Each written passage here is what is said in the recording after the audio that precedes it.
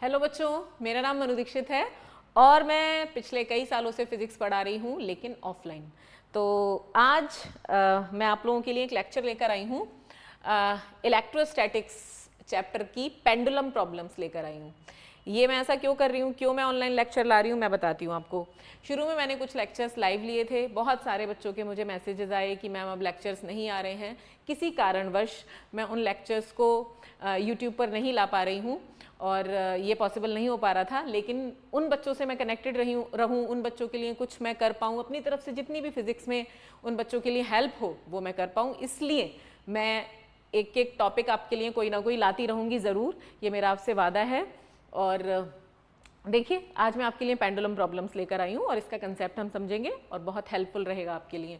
Question देखो कि pendulum problems electrostatics chapter की। क्वेश्चन कह रहे हैं दो स्मॉल चार्ज स्फीयर्स हैं और hang in equilibrium like charge sphere है। बेटा ध्यान से सुन, ये मान ले फिक्स सपोर्ट है और यहाँ से दो रस्सियों से दो स्फीयर्स ऐसे लटके हुए थे, लेकिन ये कह रहे हैं हैंग इन इक्विलिब्रियम। तो सुनो, ये Q1 और ये भी Q1 लाइक चार्जेस हैं, एक दूसरे को क्या करेंगे, रिपेल। ठीक है, रिपेल होके किसी पॉइंट पर आके रुकेंगे, है कि नहीं है? ऐसा तो नहीं यहीं पे पड़े रहेंगे, ये इसको एक दूसरे को रिपल्शन का फोर्स लगाएंगे और ये दोनों रिपेल होते होते मान लो यहाँ आए और यहाँ रुक गए। अच्छा, रुक क्यों जाएंगे भैया? रुक इसलिए जाएंगे क्योंकि इनके ऊपर नेट फोर्स क्या हो जाएगा, जीरो। ये पहुंच जाएंगे इक्विलिब्रियम में। अच्छा, दोनों रस्सियों की लेंथ कितनी दी हुई है, L। Find the ratio of the angles made by the strings with vertical. ये देखो, जहां से ये फिक्स्ड है ना, हिंज्ड है, वहां से बनाओ वर्टिकल लाइन। ये वाला स्फीयर, ये वाली रस्सी यहाँ से कितना एंगल बना रही है वर्टिकल से, और ये वाली रस्सी यहाँ से कितना एंगल बना रही है, ये निकालना है हमें, θ1 θ2। अच्छा, चार्ज दोनों कोई आइडेंटिकल नहीं लिखे हुए हैं, यानी कि इसका मास मान लो m1 और इसका m2 और इसका मैंने कहा चार्ज है Q1 और इसका चार्ज है Q2। बहुत बढ़िया। अब बेटा देखो, इक्विलिब्रियम का मतलब क्या है कि ये दोनों इक्विलिब्रियम में आ गए, यानी कि इन स्फीयर्स के ऊपर नेट फोर्स कितना हो गया है, जीरो हो गया है ना। तो यहाँ पर देखो, अब देखो इसके ऊपर फोर्स कौन कौन से लग रहे हैं। अच्छा, सबने ये पढ़ा है Q1 और Q2 एक दूसरे से r दूरी पर हैं, तो ये दोनों लाइक चार्जेस हैं, ये रिपेल मारेंगे एक दूसरे को, बट कहाँ मारेंगे, अलोंग द लाइन ज्वाइनिंग, क्योंकि इलेक्ट्रोस्टैटिक फोर्स एक सेंट्रल फोर्स है, कहाँ काम करता है, अलोंग द लाइन ज्वाइनिंग। या तो ये ऐसे, ये दो चार्जेस हैं, या तो इसी लाइन के अलोंग अट्रैक्ट कर सकते थे अगर ये अनलाइक चार्जेस होते, और लाइक चार्जेस हैं तो इसी लाइन के अलोंग क्या करेंगे, रिपेल करेंगे, और सेम फोर्स से करते हैं। बात पता है ना, जितना ये इस पे लगाएगा उतना ही ये इस पे लगाएगा। बहुत बढ़िया।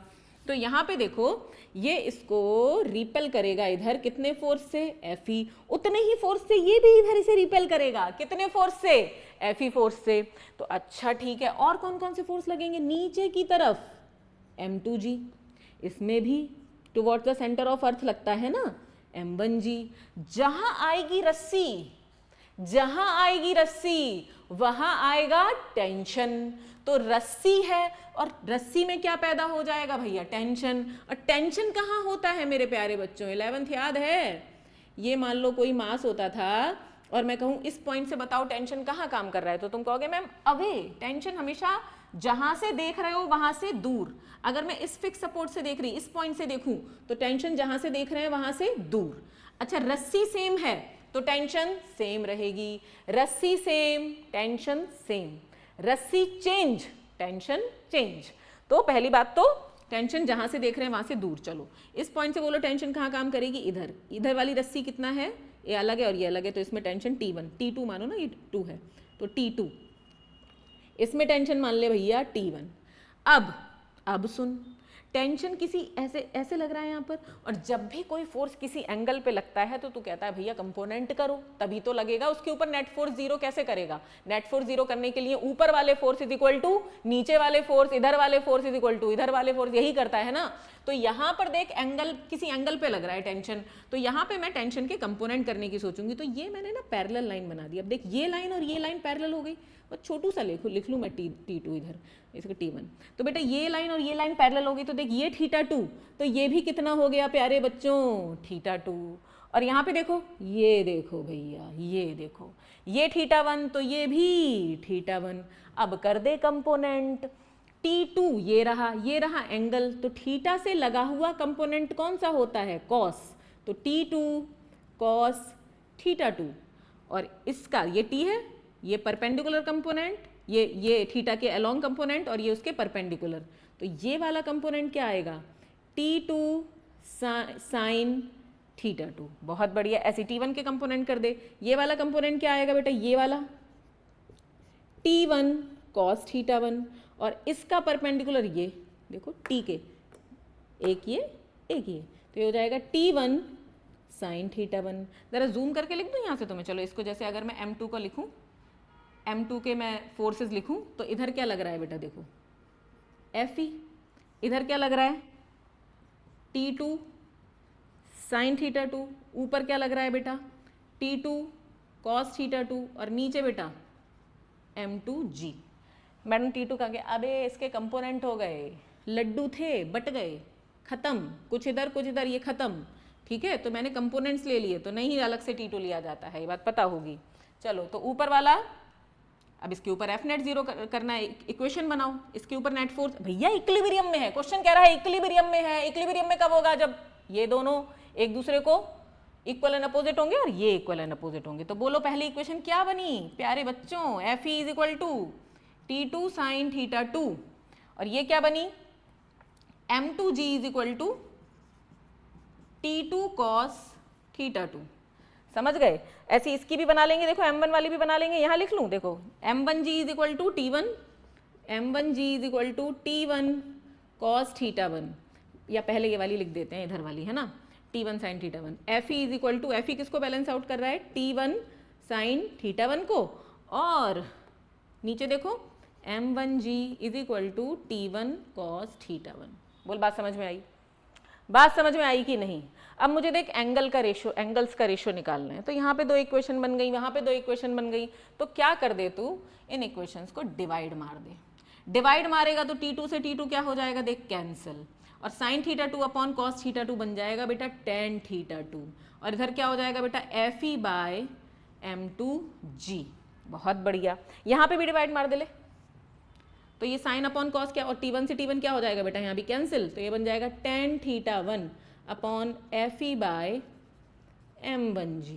बात समझ में आई, ये बन गया एंगल, ये वाला एंगल बना, ये वाली रस्सी कितना एंगल बना रही है यहाँ से, थीटा 1, टेन थीटा 1 आ गया, और यहाँ से आ गया ये टेन थीटा 2, ये वाली रस्सी कितना एंगल बना रही है वर्टिकल से, देख वर्टिकल से ये वाली कितने एंगल बना रही है, थीटा 2। ठीक है, अब अगर रेशियो पूछा है तो भैया ये ले ले इक्वेशन 1 और ये ले ले इक्वेशन 2 और डिवाइड मार दे भैया, तो ten theta 1 upon tan theta 2 कितना आ रहा है, Fe। अच्छा ये इस डिस्टेंस को x मान ले हम, चलो मान लेते हैं, तो यहाँ पे आ जाएगा Fe by tan theta 1 M1G upon Fe by M2G। Fe से Fe यहाँ पे हो गया कैंसिल, रेशियो निकालने में ध्यान रख, रेशियो निकालने में Fe से Fe हो गया कैंसिल, और ये G से G भी हो गया कैंसिल, तो ten theta 1 upon tan theta 2 भैया कितना आया, M2 पहुंचा ऊपर और M1 आया नीचे, तो ये आया tan theta 1 upon tan theta 2 is equal to M2 by M1। अब देख कहीं भी अगर तू इन एंगल्स का रेशियो देखेगा, रेशियो देख चार्ज पर डिपेंड नहीं कर रहा, जब तू रेशियो निकाल रहा है तो रेशियो जो है इन दोनों जो एंगल्स का, कौन से एंगल्स हैं ये जो रस्सियां बना रही हैं वर्टिकल से, ये एंगल्स का ratio does not depend on charge, ठीक है, लेकिन मास पर कर रहा है, लेकिन अलग से जो एंगल है वो चार्ज पे भी करेगा और मास पे भी। अब अगर अलग से एंगल पूछा होता, टेन थीटा 1 की वैल्यू पूछी होती तो मैं यहाँ Fe की वैल्यू लगा देती, जैसे अगर मैं टेन थीटा 1 की, यहाँ देख ले, यहाँ दिख रहा है बोर्ड पे, हाँ चलो यहाँ देख लें, यहाँ तक का विजिबल है, हाँ, तो अगर बेटा मैं यहाँ पर टेन थीटा 1 की ही अलग डिटेल में वैल्यू लगाती, है ना, एंगल ही निकालना होता मुझे, यहाँ पे तो रेशियो पूछा तो रेशियो निकाल दिया, यहाँ पे M2 बाय M1। अच्छा अगर मुझसे सिर्फ टेन थीटा 1 पूछा होता तो ये कितना है वैल्यू, बोल Fe बाय M1G। Fe की वैल्यू लगा देंगे, कितना, force K coulomb's law, K Q1 Q2 by कितनी डिस्टेंस मानी ये देख x square, K Q1 Q2 by x square upon M1G, तो टेन थीटा 1 की वैल्यू आ जाती K Q1 Q2 by x square M1G। बोल बात समझ में आई कि नहीं। सेम टेन थीटा 2 की आ जाती, बट यहाँ पे M2G हो जाता, जैसे अगर मैं टेन थीटा 2 लिखूंगी तो आएगा K Q1 Q2 डिस्टेंस तो सेम ही रहेगी एक्स स्क्वायर, बस m1g की जगह m2g। लेकिन जब इनका रेशियो निकाल रहे हैं वो चार्ज पर डिपेंड नहीं कर रहा है, तो tan θ1 upon tan θ2 is equal to m2 by m1। ठीक है, और एक बात याद रख पेंडुलम प्रॉब्लम्स में tan θ इज इक्वल टू, जैसे अगर तुझे कहीं डायरेक्ट लगाना है तो tan θ is equal to fe by mg। तो कहीं भी अगर कॉम्पिटिटिव में MCQ में सवाल शुरू करना है तो यहाँ से भी कर सकते हो, क्योंकि उसमें डिटेल तो देख वही बात है। कोटा फैक्ट्री में एक लाइन थी कि जब आप बोर्ड्स लिख रहे हो, बोर्ड्स के पेपर लिख रहे हो तो आपको ये भी बताना है कि कैसे आया, लेकिन जब आप कॉम्पिटिटिव के क्वेश्चंस कर रहे हो, MCQs कर रहे हो, तो आपको कैसे बताने की जरूरत नहीं है, वहां पे आपको बताना है क्या आया। तो स्टेप वाइज मार्किंग वहां नहीं होती है, लेकिन बोर्ड्स में स्टेप वाइज मार्किंग होती है ना। और ये क्वेश्चंस ऐसे हैं जो मेंस में भी आते हैं और बोर्ड्स में भी आ सकते हैं, तो आपको लिखना भी आना चाहिए कैसे और कितना। ठीक है, आपको आ गया, उसके बाद आप डायरेक्ट लगा लो tan θ is equal to fe by mg। क्या बात समझ में आई बच्चों? आगे बढ़ें, चलो नोट कर लो, इसको पॉज करके नोट कर लो। ठीक है, हटा दूं?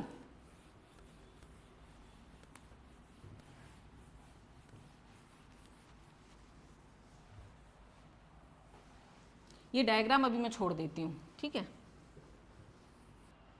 इस क्वेश्चन में कि अगर मान लो, नोट डाल के देख लो अलग से इस क्वेश्चन, क्या सुनो, अगर दिया होता कि मासेस दोनों के सेम हैं बट चार्ज दोनों के सेम नहीं है, मतलब Q1 कुछ और Q1 Q2 अलग अलग है, या Q2 बड़ा है Q1 से या Q1 बड़ा है Q2 से, तो कुछ भी होता तो क्या होता बेटा, ये भी m ये भी m, और पूछा होता कि बताओ एंगल्स, बताओ अब कितने एंगल्स का रेशियो बताओ अब कितना है, θ1 और θ2, है ना, या निकालो कितना है, इनमें रिलेशन क्या है, what is the relation between θ1 and θ2।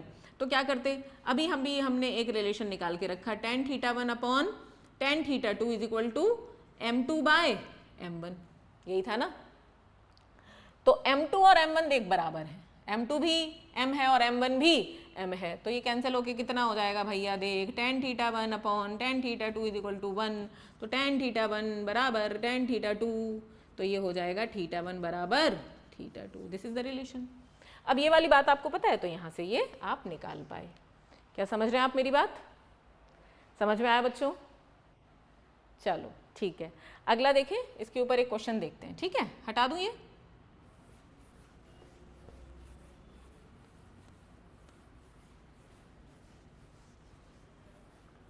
एक क्वेश्चन देखते हैं। मेरे पास एक क्वेश्चन है, लिख दूं मैं क्वेश्चन सामने, रुको। क्वेश्चन दिया हुआ है, टू आइडेंटिकल स्फीयर्स, डेटा ले लेती हूं मैं exact, two identical charge spheres हैं, are suspended by a string, by strings, दो स्ट्रिंग्स हैं ऑफ इक्वल लेंथ, डायग्राम दिया हुआ है। ठीक, make an angle 60 degree with each other. अच्छा, व्हेन सस्पेंडेड, अच्छा ईच अदर, अब आगे फिर फुल स्टॉप लगा के, when suspended in liquid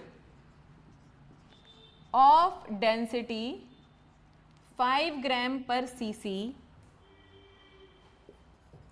the angle remains same, और डेंसिटी ऑफ मटेरियल बच्चों दिया हुआ है, डेंसिटी ऑफ मटेरियल दिया हुआ है जो स्फीयर की है, स्फीयर का जो भी मटेरियल है वो 1.5 ग्राम पर cc। पूछा है डाइलेक्ट्रिक कांस्टेंट बताओ भैया, डाइलेक्ट्रिक कांस्टेंट बताओ, किसका? लिक्विड का। देखो बच्चों, मैं इमेजिन कर रही हूँ कि आप मेरे सामने हो, मैंने सोचो आप, मैंने हमेशा ऑफलाइन बैच पढ़ाया है, तो मुझे आदत है अपने सामने बहुत सारे बच्चों की। ठीक, मैं अपनी तरफ से पूरी कोशिश कर रही हूँ कि मैं बिल्कुल, क्योंकि मैं इमेजिन करके यही पढ़ा रही हूँ कि आप मेरी बात सुन रहे हैं, आप देख रहे हैं, तो उस समय पे आप मुझसे कनेक्ट कर पाएँ। तो कोशिश कर रही हूँ अपनी तरफ से कि आपको ये ना लगे कि मैम से कनेक्शन नहीं हो पाया या ऐसा कुछ ना लगे आपको। अगर लगता है तो उसका कारण ये है कि थोड़ा सा ऑफलाइन और ऑनलाइन में फ़र्क होता है ठीक है, क्योंकि मैंने ऑफलाइन ही पढ़ाया है, इसलिए, सिर्फ इसलिए। वरना क्या पता थोड़े ही दिनों बाद मैं आपसे वैसा ही कनेक्शन फील कर पाऊँ जैसा कि मैं अपने ऑफलाइन स्टूडेंट्स के साथ करती हूँ।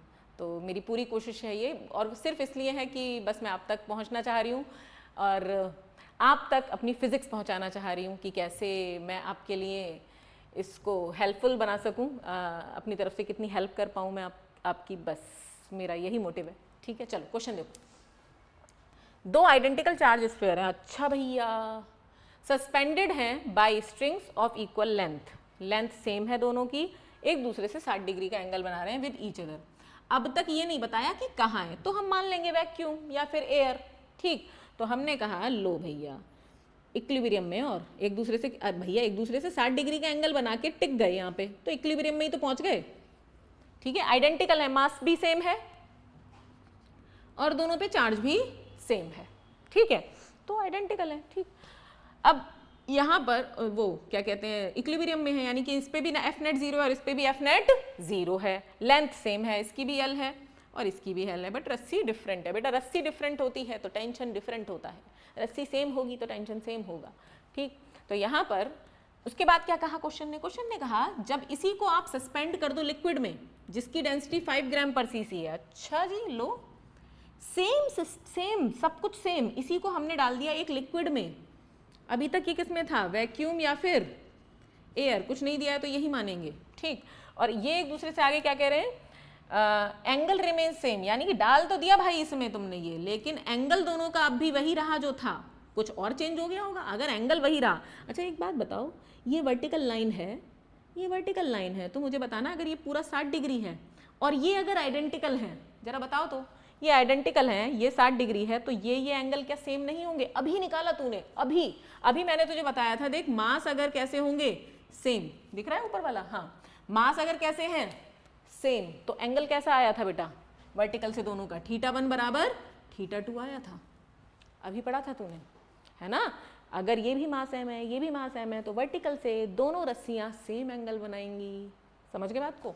तो यहाँ पर अगर पूरा 60 है तो ये mm है, तो ये 30 होगा और ये भी 30 होगा। सेम यहाँ पे कह रहे हैं एंगल सेम रहा, ये भी 30, ये भी 30। अब देखते हैं भाई मामला क्या रहेगा, तो चलो फटाफट से बना लेते हैं। मान लो अगर ये एंगल पे सेम है तो ये x होगा और ये भी x ही होगा। लिक्विड की डेंसिटी कितनी रखिए, लिक्विड की डेंसिटी कितनी मान लें, सिग्मा मान लें, कितनी रखिए सिग्मा, 5 ग्राम पर सीसी सेंटीमीटर क्यूब। चलो, और क्या दे रखा है, डाइलेक्ट्रिक कांस्टेंट निकालना है, और क्या दे रखा है, हाँ स्फीयर की भी, मटेरियल ये जो स्फीयर है ना इनकी भी डेंसिटी दे रखी है, इसको रो मान लेते हैं स्फीयर की डेंसिटी को। ये कितना दिया हुआ है, 1.5 ग्राम पर सीसी। चलो अब फटाफट से कंपोनेंट करते हैं, अब तो सीख गया होगा कंपोनेंट, आ गए टी, अच्छा रस्सी चेंज है तो T1, ये ले ऊपर क्या लगेगा इसमें, ये थीटा, ये 30 तो ये भी बेटा 30, और ये T1 cos 30 परपेंडिकुलर, और ये इधर आ जाएगा कंपोनेंट T1 sin 30, ये इसको रिपेल मारेगा कितने फोर्स से, Fe, नीचे क्या लग रहा होगा mg, सेम सारे इधर लग रहे होंगे T2, अब तो आ गया होगा करना, ये 30 तो ये भी 30, ये कितना हो जाएगा T2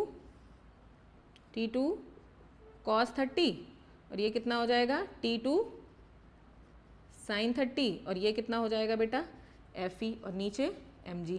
डायरेक्ट भी फॉर्मूला यूज़ कर सकते थे बट कर लिए, ठीक है। चलो ऊपर वाला इज इक्वल टू नीचे वाला, तो T1 या इधर वाला इज इक्वल टू इधर वाला, चल साइन लिख लिया मैंने, इधर वाला इज इक्वल टू इधर वाला force, T1 sin 30 is equal to Fe, बहुत सही, और T1 ऊपर वाला T1 cos 30 is equal to नीचे mg। बोल समझ में आ रही बात की नहीं? अब यहाँ पे तू डिवाइड मार, डायरेक्ट भी यूज़ कर सकता था, मैंने कर लिया, T1 से T1 कैंसिल हुआ, साइन अपॉन कॉस कितना हो गया, tan 30 is equal to Fe by mg। ठीक है, अब यहाँ पे Fe बाय mg, चलिए यहीं पे छोड़ देते हैं इक्वेशन नंबर 1। इतनी बात में कोई दिक्कत नहीं, कोई दिक्कत नहीं मैम, यहाँ पे देख कौन कौन से फोर्सेस काम करेंगे। रस्सी में टेंशन लगेगा इधर को।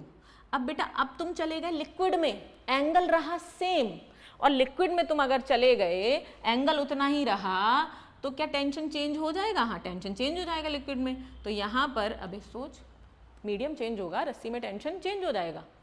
ठीक है, तो यहाँ पर कितना टेंशन हो गया? मान ले ये इधर वाला T1 माना है, चल तो इधर हो गया T2 डैश, और इसमें टेंशन हो गया T1 डैश, ये भी M और ये भी M। चलो वेट तो वही रहा कितना? mg, इस पे भी बेटा mg। अच्छा एंगल बोल, एंगल क्वेश्चन कह रहा है सेम रहा है, तो ये 30 तो ये भी 30, तो ये T2 डैश cos 30 और इधर x यहाँ लिख दूँ छोटू सा, T2 डैश sin 30। ऐसे इसको कर, T1 ये है T1 डैश, तो ये क्या हो जाएगा?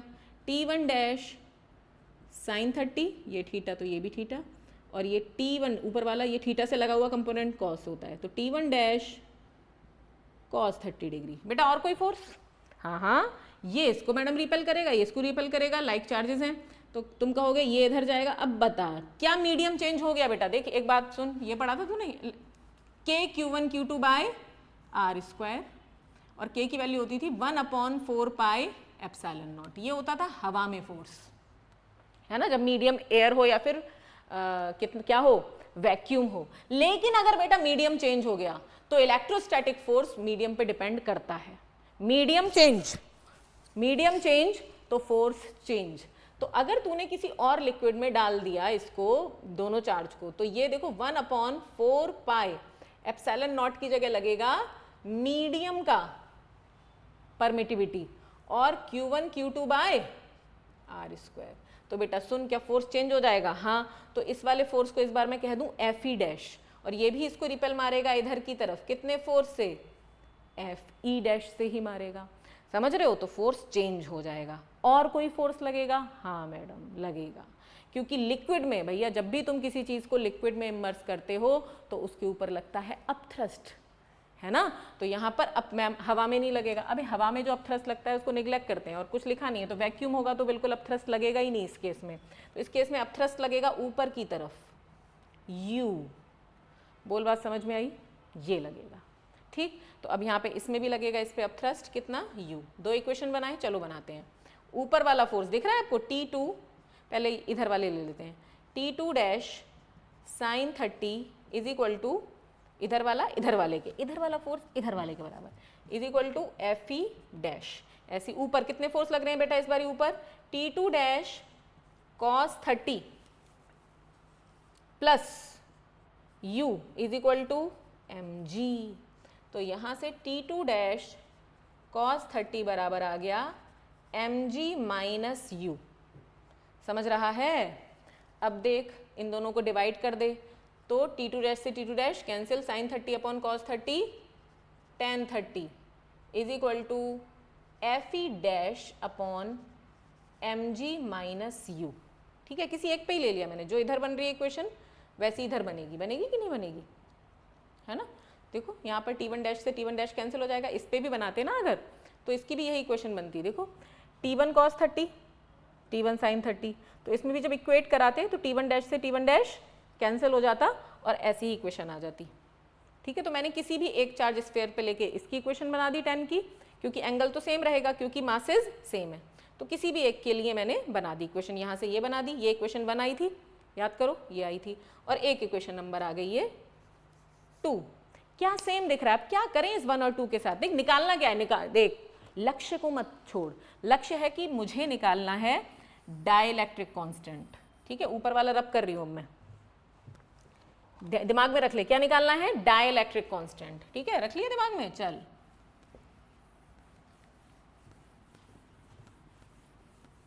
वैल्यू यहां मैंने लिखी हुई है सारी, अब हम इसको करते हैं। अब देख मुझे ये इक्वेशन मिली जो कि है tan 30 बराबर Fe बाई mg। समझ रहा है कि नहीं समझ रहा? समझ रहा है ना, ध्यान से देखता रहे। और इधर tan 30 is equal to Fe dash by mg minus u।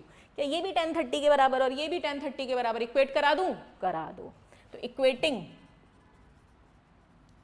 1 और 2, चलो भाई, तो ये कितना है भाई? Fe बाय mg, और उधर कितना है? F E dash by M G minus U. बहुत बढ़िया, मुझे ये रब करना पड़ेगा।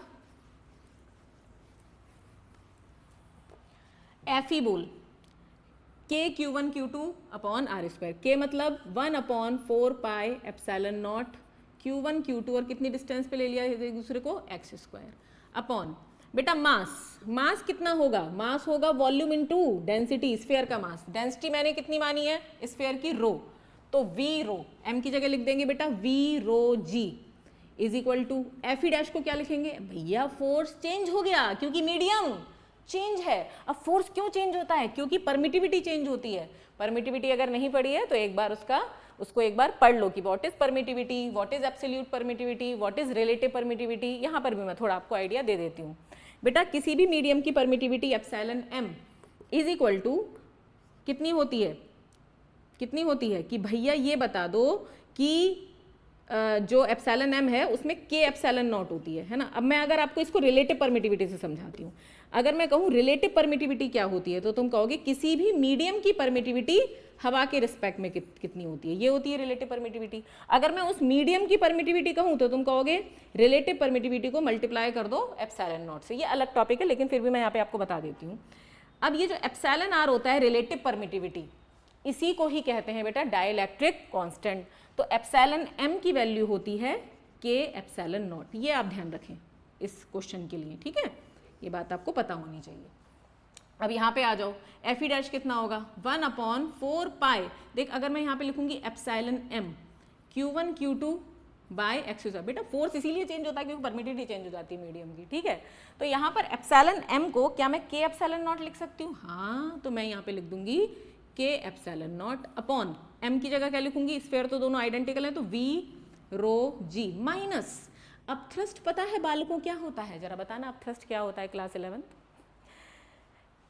We rho G volume of fluid displaced, density of fluid और जी। तो कितना फ्लूइड डिस्प्लेस होगा यहाँ पे, जितना भैया वॉल्यूम है स्फीयर का। अब स्फीयर का वॉल्यूम कितना माना है तूने वी, तो इसको वी ले सकता है, हाँ। फ्लूइड की डेंसिटी कितनी दी हुई है सिग्मा इंटू जी, तो ये हो गया अब थ्रस्ट, ठीक है। ये याद रखना फॉर्मूला 11 क्लास का, V F rho F G volume of fluid displaced और डेंसिटी फ्लूइड की, डेंसिटी किसकी, फ्लूइड की, हाँ ये बात ध्यान रखना, फ्लूइड की डेंसिटी इंटू जी। इसको लगा दो भैया, कितना हो गया ये वी सिग्मा जी। अब ये हटा दूँ, लिख लेना है ना, छोड़ो इसको यहाँ पे कर देती हूँ, ये भी हटा दूँ, इसकी भी जरूरत नहीं है, अब इसकी भी जरूरत नहीं है, बस वो वैल्यू देखनी थी, वो देख लेती हूँ मैं कितनी है। स्फीयर की है डेंसिटी 1.5 और लिक्विड की है 0.5। चलो तो यहाँ पे देखो, इससे ये cancel 1 upon 4 pi epsilon not से कैंसिल एप्सिलॉन नॉट। ये सब कटता है तो कितना हल्का लगता है, ये सब कट रहा है ना, ऐसा लगता है कुछ बोझ कम हो रहा है। Q1 Q2 से Q1 Q2 cancel, x square से एक्स स्क्वायर कैंसिल, वी रो देखो वी जी है ना। तो यहाँ पे कुछ नहीं बचा, कुछ क्या बचा 1 अपॉन रो बचा। और मैडम इधर कितना बचा, इधर बचा मैडम 1 अपॉन के अपॉन रो माइनस सिग्मा, इधर ले जाओ रो माइनस सिग्मा बटे रो इज इक्वल टू 1 बाई के क्या है, के और कुछ नहीं है, के है रिलेटिव परमिटिविटी यानी कि डाइलेक्ट्रिक कांस्टेंट, कुछ भी पूछता बात एक ही थी। के इज इक्वल टू हो गया है बेटा rho upon rho minus sigma.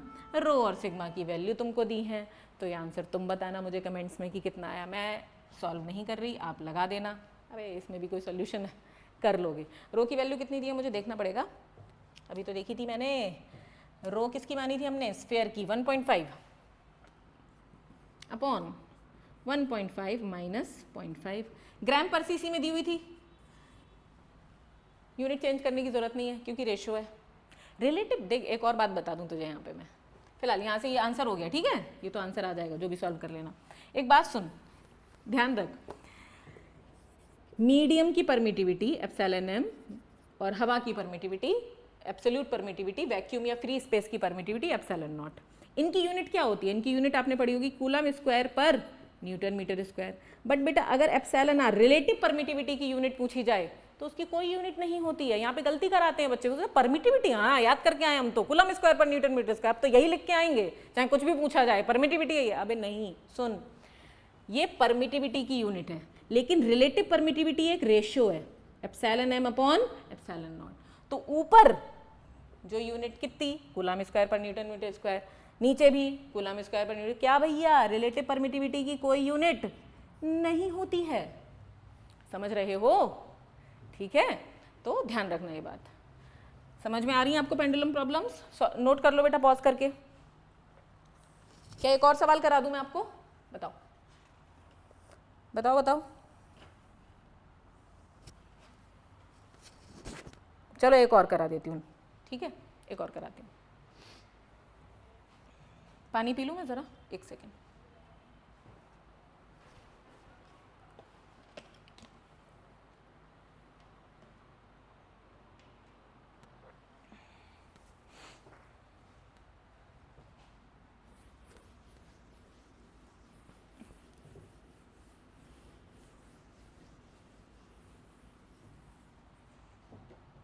ये वाला सवाल बच्चों नीट में आया है, क्वेश्चन देखो।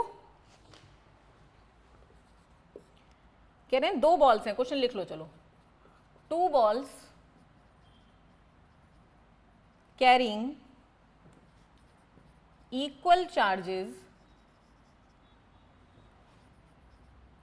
are suspended from a common fixed support। Question लिख रही हूं मैं। by string of equal length। सही है। the equilibrium separation समझ गए ना? अब तो इक्विलिब्रियम सेपरेशन का मतलब एक दूसरे से सेपरेटेड हैं और वहां पे जाके रुक गई, इक्विलिब्रियम में हो गई है ना दोनों बॉल्स जो हैं। Between them is R. Now these strings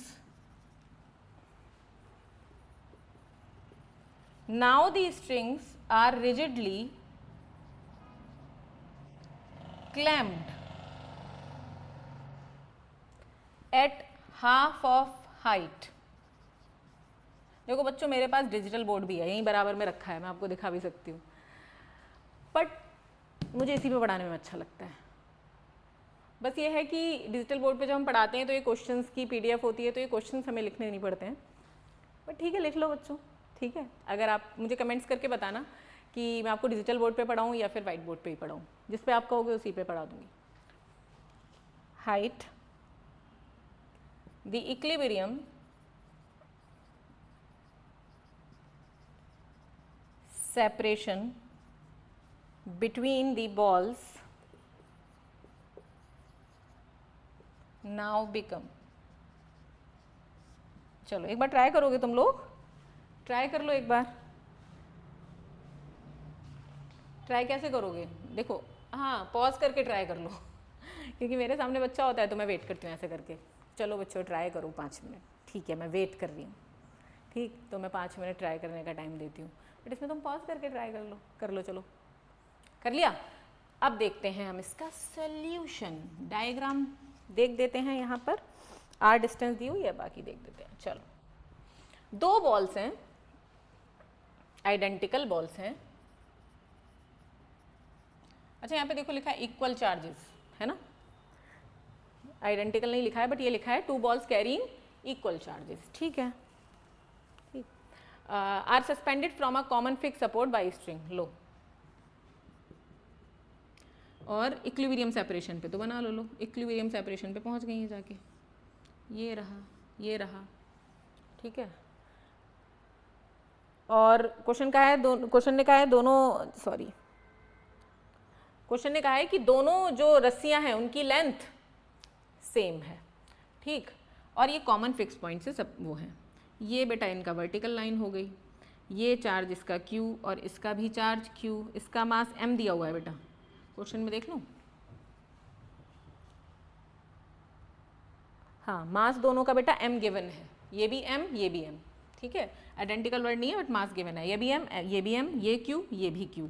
तो भैया देखो मासेस सेम है, चार्जेस भी सेम है, ये एंगल कैसे बनेंगे, सेम, ये थीटा तो ये भी थीटा। इतनी बात को आपको समझ में आ गई होगी। अब क्वेश्चन क्या कह रहा है आगे अब, और ये सेपरेशन कितना है, आर है, आर है पूरा सेपरेशन। कितने फोर्सेस लग रहे होंगे सबको पता है, और कहाँ से सवाल शुरू करना है ये भी अब तुम्हें समझ में आ गया होगा, अगर ये नीट में आया वो सवाल है। देन ये क्वेश्चन क्या कह रहा है आगे कि इस डिस्टेंस को जस्ट हाफ कर दिया है। कौन सी डिस्टेंस को, now the strings are rigidly clamped at half of the height. यहाँ पे अगर ये हाइट मैं h मान लूँ पूरी तो इसको हाफ ऑफ हाइट पे, यानी कि ये पॉइंट इसके जस्ट हाफ पे ले आए हैं। एंड द इक्विलिब्रियम सेपरेशन, अब बताओ ये r कितना होगा, ये पूछा है, यानी कि अब क्लैम कर दिया है इसकी जस्ट हाफ पे। सोच ये इसका जस्ट हाफ, तो यहाँ पे अगर मैं क्लैम कर दूं इनको, तो ये जो दोनों रस्सियां हैं ये एक दूसरे से कितने एंगल पर अब होंगी, क्योंकि एंगल तो ऑब्वियसली चेंज हो जाएगा क्योंकि सेपरेशन चेंज हो गया। क्वेश्चन कह रहा है ना, नाउ द सेपरेशन बिकम्स, तो ये सेपरेशन कितना मान लो तुम, r डैश, ठीक है। और यहाँ पर ये रहे दोनों चार्ज स्फीयर। आंसर बताओ कितना आया। अच्छा अब मैं यहाँ पे कैसे पूछूं तुमसे, देखो अगर जिसका आंसर आ गया है इतना, तो वो क्वेश्चन को स्किप कर दे, r डैश की वैल्यू आएगी r अपॉन, हाँ इतनी आएगी 2 की पावर 1/3, हाँ ये आना चाहिए आंसर, ठीक है। तो जिसका आ गया है वो ना देखे, जिसका नहीं आया वो देखे। बेटा एक बात बता, अगर सेपरेशन चेंज हुआ है तो क्या एंगल चेंज हो जाएगा, बिल्कुल हो जाएगा। अभी सेपरेशन बड़ा है ऐसे करके तो एंगल चेंज नहीं हो जाएगा, बिल्कुल चेंज हो जाएगा। तो यहाँ से जो वर्टिकल से, एक तो पहली बात तो ये हाइट कितनी रह गई बेटा, h/2, और ये एंगल अब हो गया मान लो ये भी थीटा डैश, और ये एंगल बराबर होंगे। बराबर क्यों होंगे, क्योंकि दोनों का मास सेम है, दोनों का मास सेम है, इसलिए एंगल बेटा बराबर होंगे। समझो बात को, अरे समझ रहे हो, हाँ। अब सुन अब कुछ नहीं, तू लगा दे भाई, क्या लगाएगा, क्या लगाएगा, एक चीज जानता है तू डायरेक्ट। अब तू कंपोनेंट करके मत देख, tan theta is equal to Fe/mg, ये बात जानता है तू। तो यहाँ पर tan थीटा बराबर Fe की वैल्यू बता, Fe की वैल्यू KQQ/r² अपॉन mg। अच्छा क्या यहाँ से मैं tan थीटा निकाल सकती हूँ बेटा, हाँ निकाल सकते हैं मैडम। ये पूरा r है तो ये कितना है r/2, ये कितना है h, ये कितना है थीटा। तो बेटा थीटा के सामने वाला क्या, ये परपेंडिकुलर और ये बेस हो गया, तो परपेंडिकुलर हो गया बेटा, परपेंडिकुलर हो गया, हाँ सही तो लिख रहे हैं, r/2 और बेस हो गया बेटा h, है ना। तो r/2h इज इक्वल टू, ऐसे लिख देते हैं इसको, KQ² अपॉन r²mg। बोलो सही है, r² को उधर ले आओ तो कितना हो जाएगा, r3/2h is equal to KQ²/mg, ठीक है। इक्वेशन नंबर 1 दिख रहा है यहाँ तक का, हाँ दिख रहा है। अब यहाँ पे आ जा, यहाँ पे आ जा बेटा। अब डिस्टेंस चेंज हो गई, एंगल चेंज है, तो ये डिस्टेंस कितनी हो गई, r'/2। अब सेम इसमें भी लगा दे, tan theta is equal to क्या होता है भैया, Fe/mg होता है मैडम, Fe/mg होता है। तो एक बात बता, Fe इस बार एंगल चेंज है तो tan theta dash, Fe change है क्योंकि सेपरेशन है तो Fe डैश, बस चार्जेस सेम है, किसी लिक्विड में नहीं डाला है इस बार, ठीक है। तो यहाँ पर परमिटिविटी चेंज नहीं होगी, डिस्टेंस चेंज हो रहा है, डिस्टेंस चेंज, सेपरेशन चेंज हो रहा है। वहाँ इससे पहले वाले क्वेश्चन में क्या था, सेपरेशन सेम रहा था, सेपरेशन सेम रहा था, क्या चेंज हुआ था, परमिटिविटी ऑफ द मीडियम। इस वजह से Fe चेंज हुआ था पिछले वाले क्वेश्चन में, बट यहाँ Fe के चेंज होने का कारण मीडियम नहीं है, यहाँ Fe के चेंज होने का कारण है डिस्टेंस, डिस्टेंस ही चेंज हो गई है दोनों के बीच की। उसमें हम क्या कह रहे थे, इलेक्ट्रोस्टैटिक फोर्स, पिछले वाले क्वेश्चन में क्या था कि दो चार्जेस को उतनी ही डिस्टेंस पे अगर एयर में रखोगे और उतनी ही डिस्टेंस पे अगर मीडियम में रखोगे तो फोर्स चेंज हो जाएगा, चाहे चार्जेस सेम है, डिस्टेंस भी सेम थी, बट परमिटिविटी चेंज हो गई, इस वजह से फोर्स चेंज हो गया। बट यहां पर मीडियम तो सेम ही है, मीडियम सेम ही है, बट चेंज क्या हुआ है, चेंज हो गया है बेटा डिस्टेंस, इस वजह से फोर्स चेंज हो गया है। तो यहां पर tan थीटा डैश भैया निकाल देंगे, परपेंडिकुलर अपॉन बेस, तो ये हो जाएगा perpendicular r'/2 upon h/2 is equal to Fe dash is KQQ upon what is distance r'², ठीक है, और अपॉन में mg। 2 से 2 कैंसिल, तो r dash upon h is equal to K Q square upon r dash square into M G. r dash square उधर लेके जाओ तो ये हो जाएगा r dash cube by h is equal to K Q square by M G. Equation number 2। अब जैसे ही equation मिलती है ना 1 और 2, उसके बाद हम बस क्या हम सोचते हैं या तो इनको डिवाइड कर दो और या तो इनको इक्वेट कर दो। यही तो होता है एट द एंड, यही होता है जब दो इक्वेशन बन जाती है। तो एक इक्वेशन ये, अब देख जरा क्या कर सकते हैं, यहाँ पे भी K Q square by M G और यहाँ पे भी K Q square by M G. तो क्या मैं इक्वेशन 1 और 2 को इक्वेट कर दूँ? बिल्कुल कर दो मैडम, चलो करते हैं, चलो करते हैं इक्वेट करते हैं। तो ये है आर क्यूब बाय 2h बराबर आ जाएगा R dash cube by h, और मुझे आर डैश की वैल्यू चाहिए। देख आंसर हमेशा गिवन टर्म्स में होता है, जो टर्म गिवन है आंसर उसी टर्म में होगा। तो यहाँ पे देख h से h कैंसिल, क्योंकि h मैंने माना था, मानी हुई कैंसिल, आखिर तक जाते जाते कैंसिल कर देना है, बस हो जानी चाहिए।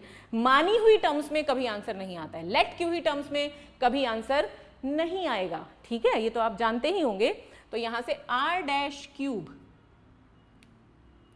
Is equal to R cube बटे 2, क्यूब रूट ले ले दोनों तरफ, तो ये कितना हो जाएगा r dash is equal to R और 2 की पावर 1/3, इतना डिस्टेंस हो जाएगा। आई होप आपको ये क्वेश्चन समझ में आए हो। एक क्वेश्चन होमवर्क में दूं क्या मैं आपको, करोगे? चलो एक क्वेश्चन होमवर्क में देती हूँ, उसका आंसर बताना आप मुझे कमेंट्स में। हटा दो इसको, कर लेना पॉज करके note.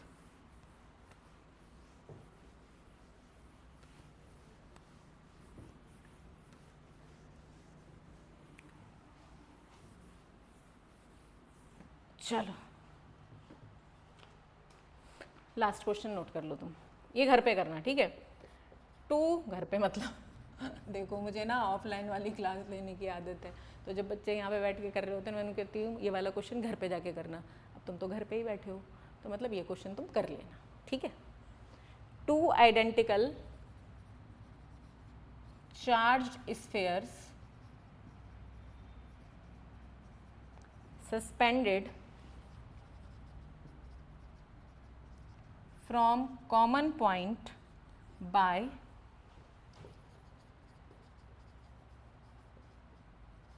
two massless strings of length L initially at the distance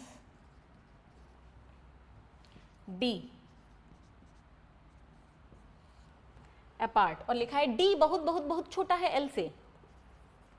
बेटा फिजिक्स में ना कोई भी इंफॉर्मेशन, इतना सा भी एक वर्ड इग्नोर नहीं करना है, इग्नोर नहीं करना है, ये बात का मतलब निकलेगा इससे कुछ इन्फॉर्मेशन, क्वेश्चन को निचोड़ के उससे इन्फॉर्मेशन लेनी है। क्वेश्चन पढ़ने का भी बच्चों एक तरीका होता है, ठीक है? क्वेश्चन में देखो, बचपन में कोई भी तुमसे पहेली पूछता था तो उस पहेली का जवाब अगर तुम्हें नहीं आता, तुम कहते थे यार दोबारा पूछिए, दोबारा बोलियो। क्यों? क्योंकि तुम्हें पता था ये दोबारा बोलेगा और फिर मैं सोचूंगा या सोचूंगी तो मुझे कुछ ना कुछ हिंट मिलेगा इसके बोलने में ही, क्योंकि तुम्हें पता है उस पहेली का आंसर उस पहेली में ही है। सेम क्वेश्चन का आंसर क्वेश्चन में ही होता है, बस तुम्हें उस क्वेश्चन से इंफॉर्मेशन लेने की देर होती है। हर वर्ड कुछ ना कुछ कहता है क्वेश्चन का एक भी शब्द नहीं छोड़ना होता, इन, ऑन, अपवर्ड, डाउनवर्ड, ठीक है? तो कुछ नहीं छोड़ना है। यहाँ पर लिखा है ना D very very less than L, तो ये इस बात का भी एक मतलब है जो तुम्हें इंफॉर्मेशन देगा, ध्यान रखना। Apart of their mutual repulsion the charges begin to leak, charges leak होना शुरू हो गए from both these spheres at constant rate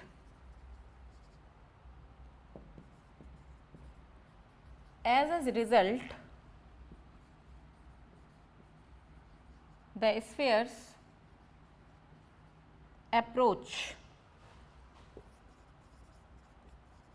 each other with velocity v और क्वेश्चन कह रहा है बताओ v varies as a function of, 4 options दिए हुए हैं आपको। a v directly proportional to x की power -1, option b v directly proportional to x की पावर हाफ, और c बेटा v directly proportional to x, और d बेटा v directly proportional to x की पावर -1/2। तो ये क्वेश्चन आप लोग ट्राई करना और मुझे बताना आपको ये लेक्चर कैसा लगा, क्योंकि ये मैंने बिल्कुल सिर्फ आपके लिए रिकॉर्ड किया है और ये मैंने पहली बार किया है ऐसा, ठीक है। क्योंकि अभी तक मैंने जो भी लेक्चर्स डाले थे बच्चों वो हाइब्रिड मोड पे थे, मेरी क्लास के साथ थे, तो ये आप लोगों के लिए है। आई होप आपको चीज़ें समझ में आई हों। मिलते हैं अगले टॉपिक के साथ कल, या फिर कल मिल लेंगे, चलो ठीक है, बाय।